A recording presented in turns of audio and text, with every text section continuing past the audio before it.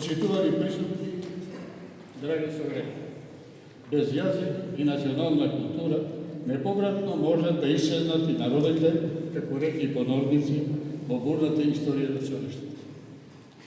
Македонскиот јазик е светлина што зрачи од небесиот свод на македонската земја. Јазикот е единствена нашата природа. Сето дека го чуваме, го негуваме, го гледаме, јазикот наш македонски ќе имаме и како како куќа, како дом, како опиште, како што зборуваше Владимир. Минато не е се оно што поминало, ниту не е сето тоа што ќе дојде. Во денешнината треба да се препознава. Македонскиот народ на светата македонска земја израсна во духовна сила во која јазикот и писмото се свети знаци за нашето препознавање. Нашите корени се длабоко всадени во нашиот идентитет, независно од оспорувањата и толкувањата на историјата во која нашето историско место под сонцето се обидува некој да го преземе. За сечување на туѓи вистини се губат во темните пространства на амбициите и присвојување, зашто неизбришлива е нашата трага во минатото и сегашност. Затоа, колку повеќе не напаѓаат, го оспоруваат нашиот идентитет, толку повеќе можеме да бидеме посилни, зашто никој не може да оспорува идентитет на еден народ. Во оваа прилика сакам да кажам неколку збора за нашиот голем мал народ, ги кажа Ганета Дрожка. Сметевате што реше Ганета. Колку сме, толку сме.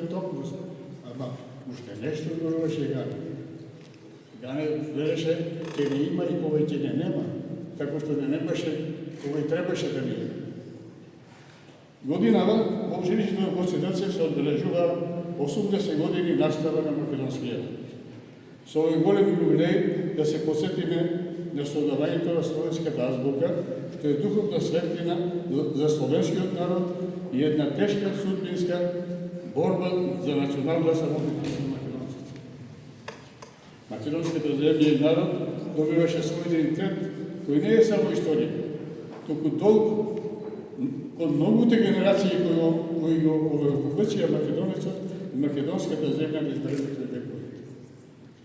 Без словенската азбука и писменост, светот ќе беше посиромашен за еден Толстој, за Пушкин, за Иво Андрив и Караджа, како и нашите почераци. Славко Јаневски, Анте Поповски, Симон Драков, Ацо Шопов и многу други. Нашата култура има сјајни дати. Не само што сме посвена создавање на првата словенска азбука со големото дело на Кирил и Методи, туку и со првиот балкански универзитет, Климентовата школа која имала 3500 ученици, која се претвори во вистински универзитет како окришки културен центар.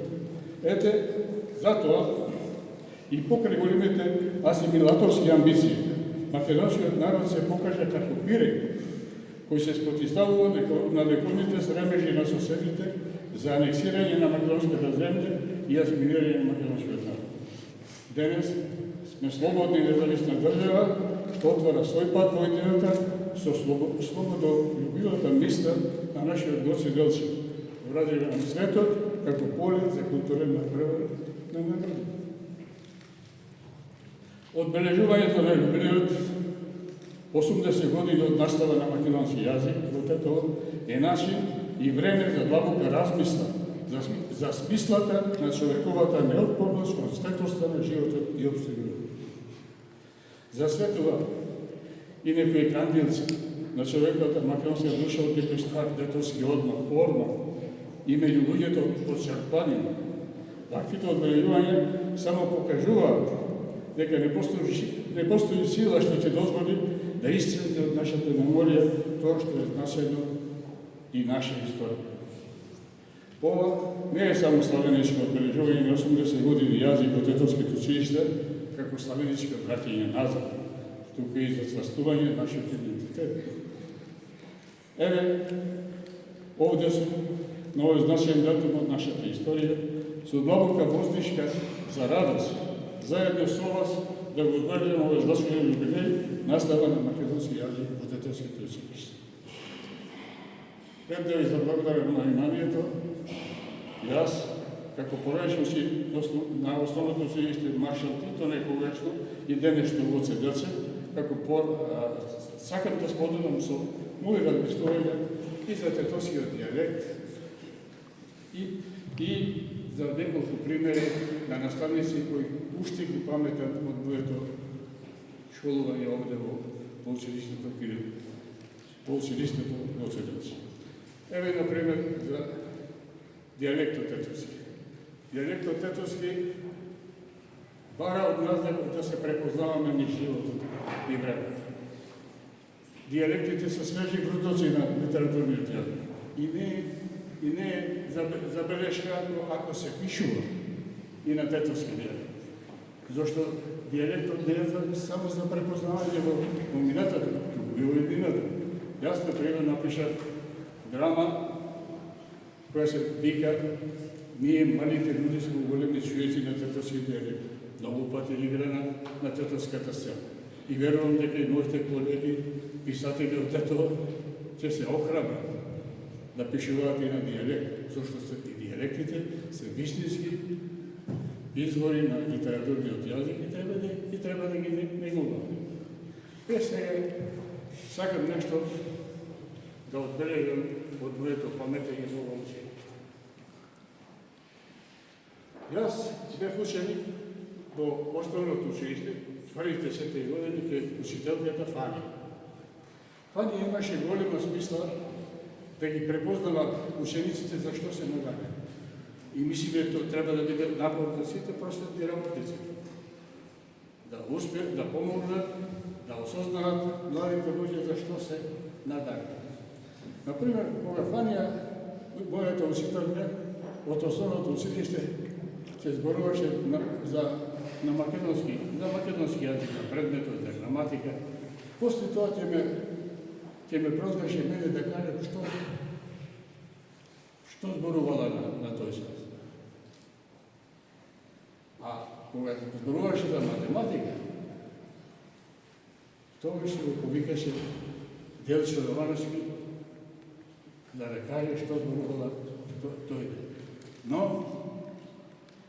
што е заклучок? Фанија знаеше да препозна.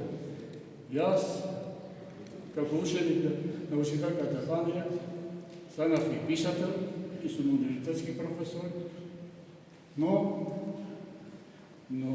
напишав 18 романи, до сега објавени. Се драми, од кои 5 се играи на сцена, многу други новели, други книжевни осмерувања и рецензии за мои колеги од градот.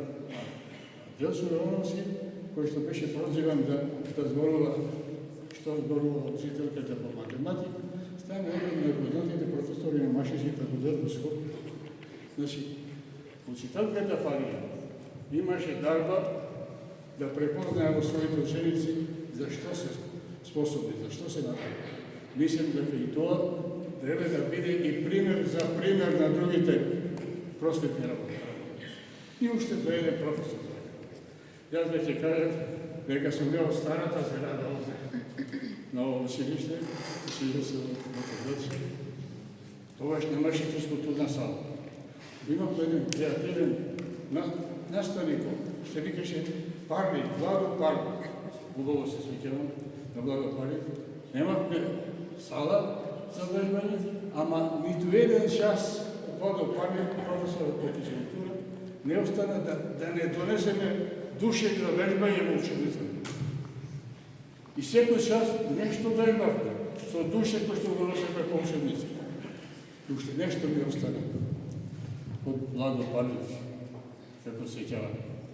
Тој велеше, во Америка века има 5 главни предмети кои се најважни во системот школски во Америка. Меѓу нив 5 се и физкултурата.